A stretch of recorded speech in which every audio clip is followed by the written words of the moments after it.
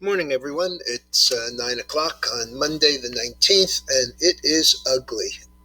The Dow futures are down about 500. NASDAQ is down about 140, 130 now. S&P is down $52. A pretty ugly day all around, driven, I think, primarily, as I've been writing now for weeks, about the COVID Delta variant. We have LA County back on masking protocol as of midnight last night, and you have some really serious concerns. This OPEC agreement, which is going to increase production numbers, along with a period of time where it looks like the worldwide reopening is in trouble, and you have oil down $2.75, or just under 4%. Here we go, down $2.55 right now. But clearly breaking to the downside. I've pointed this out a couple of times about the blow-off high, lower high on the reaction back up, and now a break of these lows. I was looking at a possibility of 67. That looks like it's pretty much baked in, considering that on the low today we were already 68, 64. So we may not hit 67, but the odds kind of look like they favor it here. Bill Ackman's Tontine, the SPAC, has gotten some very negative feedback from the SEC, and so they are canceling their buy of 10% of Universal Music for $4 billion, but his hedge fund is buying a piece of it, and so we'll see what happens there and how that relates to what the people from Tontine actually end up with. Zoom is buying Five9, which is a contact service, cloud contact service, for $14.7 billion. The stock, Zoom, that is, 356 down 6, so not getting much of a boost there, possibly holding it up. It's hard to say. Johnson & Johnson, going to screw the public again by dumping the talc liability into Chapter 11, so nobody gets anything there. Okay, let's take a look. The gold is now down about 7. It was down an additional 12 here, so it was down 20.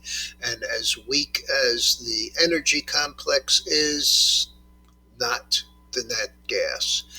Nat gas did not break to the downside and looks to be moving back to the upside. I mean, it's the same blow-off high, rally and lower high, but it looks like this one might want to go in the other direction. Of course, in the oil, we had the 5-day through the 20-day, and prices, coming close to the 50-day. And this, the 5-day has never turned down. It's flattened out a little in this consolidation, which is not the least bit unusual in consolidations, even one with lower highs initially.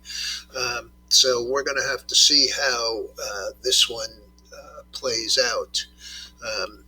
I'm still very bullish the nat gas, and in fact there was a great article that I included the link to in last night's Market Insights in Barron's about nat gas, very bullish. I'm thinking that we may go back and buy a little more Tellurian. This is the weekly. Not terrible, not great, but not terrible. Our average is $3. We're still $3.39, so I'm not concerned. What I am concerned about is this gap between $3.18 and $3.58. So we're well into that down here at 339, 337. So we'll see if we close that. We're getting oversold again. So I will think about getting back there and buying a little more. Interest rates dramatically lower. Market now down 525. S&P down 52. NASDAQ down 130. S&P now down 53.5. So it's going to be a pretty ugly open, and that does not surprise me at all. Remember that this is the weakest time of the year. Also in last night's Market Insights, big articles about that from Stock Traders Almanac. And it's also summer, which tends to be kind of a thin market, people being away, volume generally declining.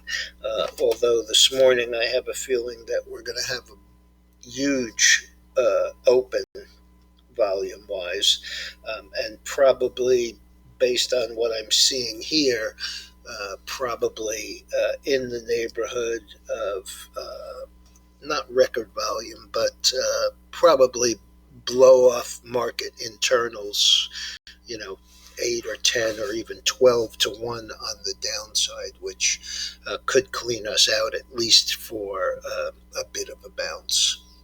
All right, everyone. Remember, caution, the key word at this time of the year. Keep position sizes light and don't have a lot of positions on that you have to be concerned about. And wait for it to pass, because it will.